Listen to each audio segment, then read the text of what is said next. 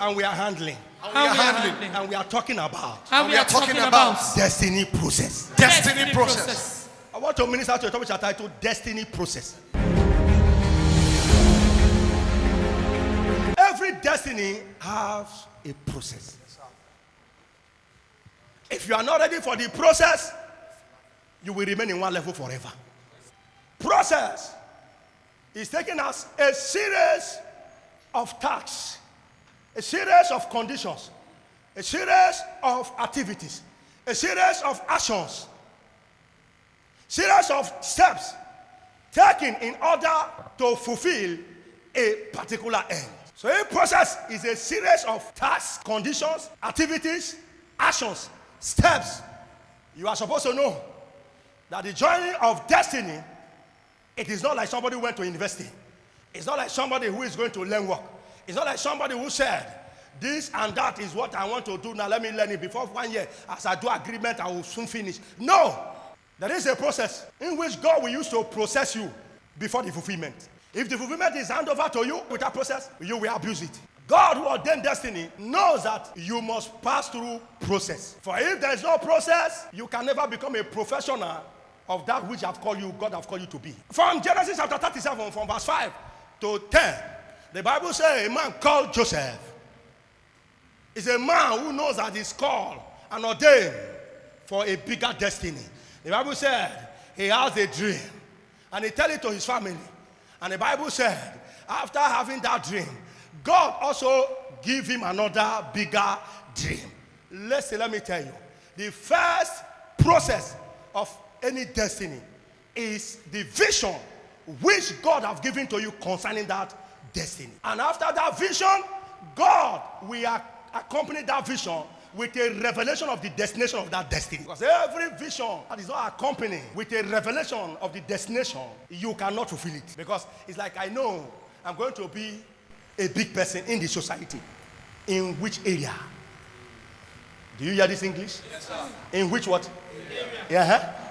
So if the vision of your great destiny is not accompanied with the revelation of its destination, you will not fulfill anything. Am I talking to somebody? Yes, sir. So every vision, every dream of a big destiny must be accompanied with the revelation of the destination of that very destiny. That is the first step. And when this happens, men around you will hate you for it. They will envy you for it. The next stage, they will plan to kill you, like they did to Joseph. But at the end, they will drop you in a pit. What is a pit? Pit is the next stage. After hatred, after plan of death, you go to the next stage of pit. What is a pit? Pit is a place, a location, and a kind of condition where you will not reach anybody, nobody will reach you. That is another level, another step, another process. You have to be quiet there. You have to be quiet. You have to meditate. You have to wait for the hand of God to come and rescue you.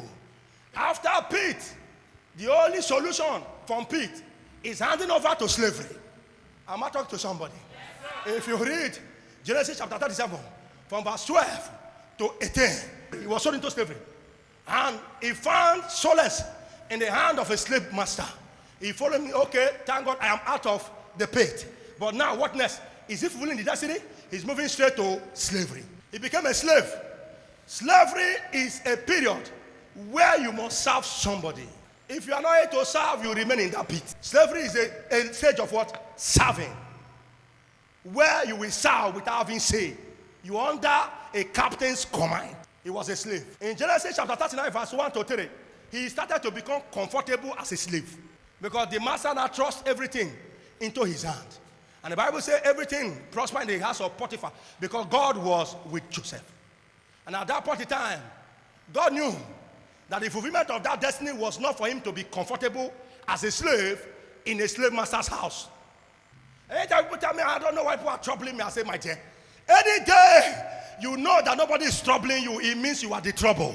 Sometimes those who have 4 eyes to visualize what God have ordained you to become have already seen what you want to become without telling you. That is why they are angry. You are the one who don't want to understand. You are looking for who will settle you physically. It's a spiritual matter. Have you woke up in the morning? Sometimes you tell some people around you, Mama, good morning, ma. He said, for what? Why are you greeting me this morning? But he said, this is the woman who asked me, are you okay yesterday night? When I came back yesterday, he asked me, am I okay? How am I doing? I said, fine. He said, have you eaten? I said, no, but I'm going to myself. Okay, in case if your mother did not keep food for you, come and eat. Why come this morning?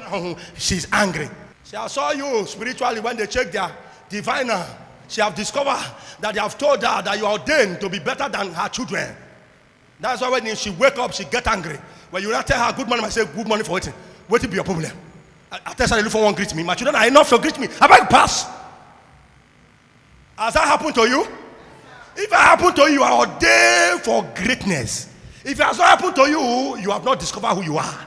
In Potiphar's house, the next process that Joseph went through, that you must pass through, what you think is a process of temptation? No. Temptation was not part of what God wants to happen. The next process is blackmail. They have to lie against him. That is the only thing that will take him to prison. If you are living and nobody lie against you, you are a child without destiny. Whether in your career, anywhere. I used to tell people, I am not afraid. It does not bother me who lie against me or who say anything against my ministry. It does not bother me. Who accept it is my enemy. Do you understand what I'm saying now? Not who say anything. Because if you accept it, means you never know me before. If you accept it, means you never loved me before. So whoever that accept lie against you in your career is the enemy of that your career.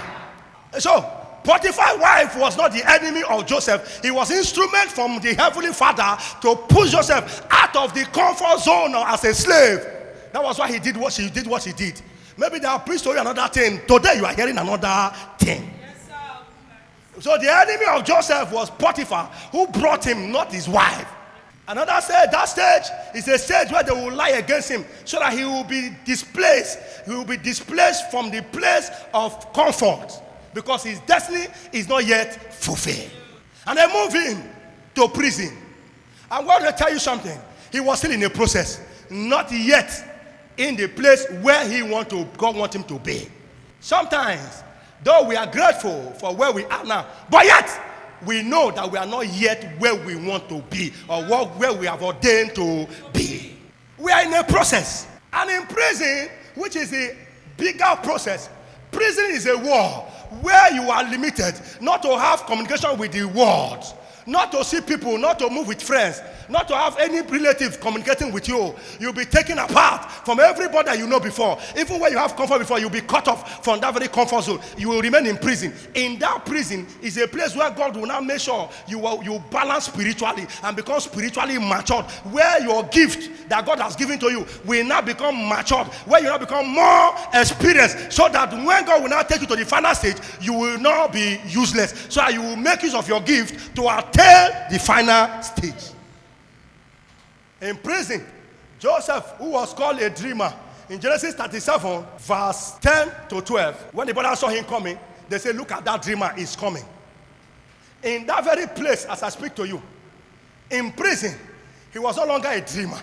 He has grown from being a dreamer into interpreter. His spiritual gift are balanced. He has become spiritually more mature. He now has more wisdom. Before God now said, no, you will practice here in the prison, not in the public. Before we send you to Pilates, where the destiny will be fulfilled.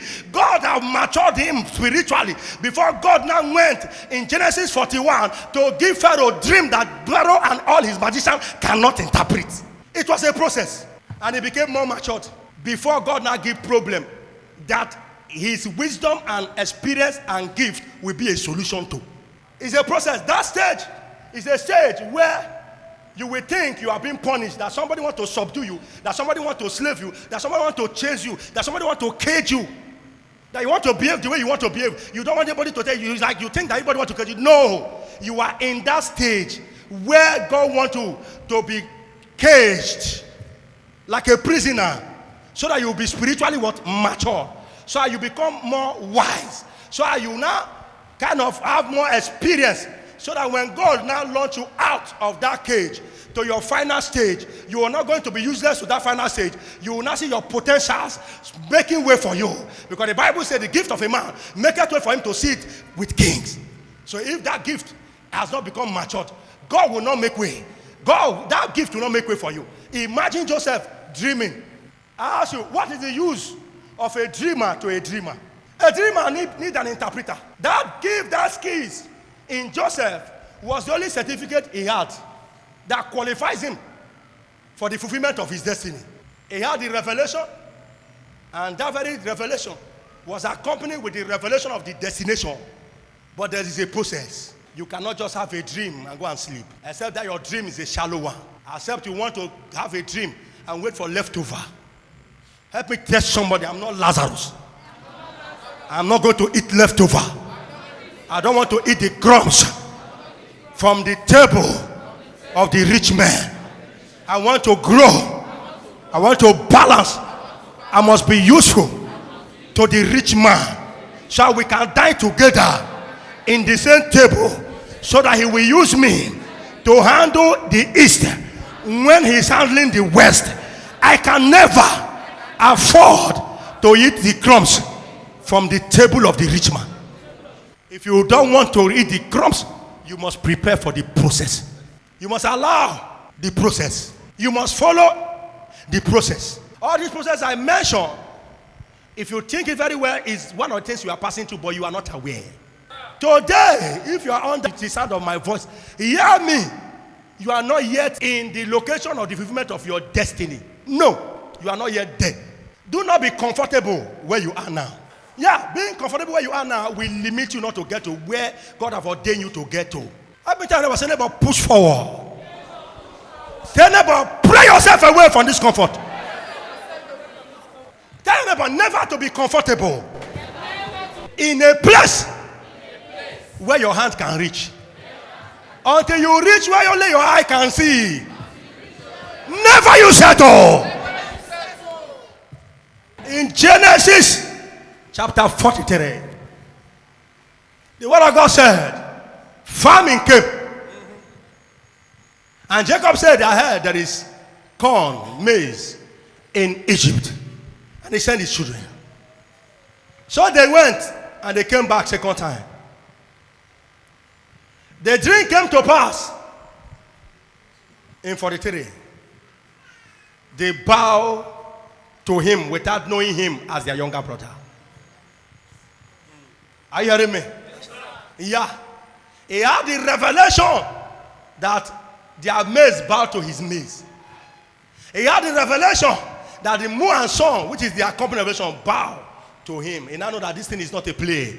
It's bigger like I thought. First revelation was like a farm. It's going to happen within some space. The accompanying revelation give him the destination. It must be a kingship. No. This is presidency. Yeah. Meaning that for son to bow to me, I must be a king that came from heaven. And he allowed God to take him through the whole process. Can I tell you something? Yes, he did not humiliate Potiphar and his wife. They didn't revenge against them. Did he? No, did he quarrel with the co-prisoners? No, did he fight them? No, all those ones are what? The process. The main revelation is what he was waiting for. That those who bow to him in that revelation must surely bow. Yeah. And so you cannot be in halfway of your destiny and you want everybody to bow to you. It's not going to work. You are not yet processed. Everybody will not bow to you until this process is totally done. It must be a complete what?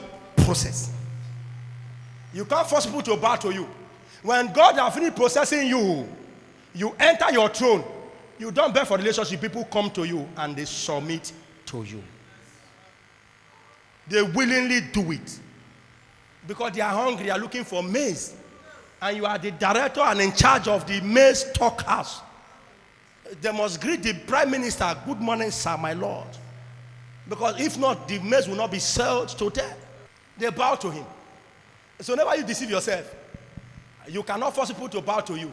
When you allow yourself to pass through the process, when the process is completed, God will exalt you and people will bow to you.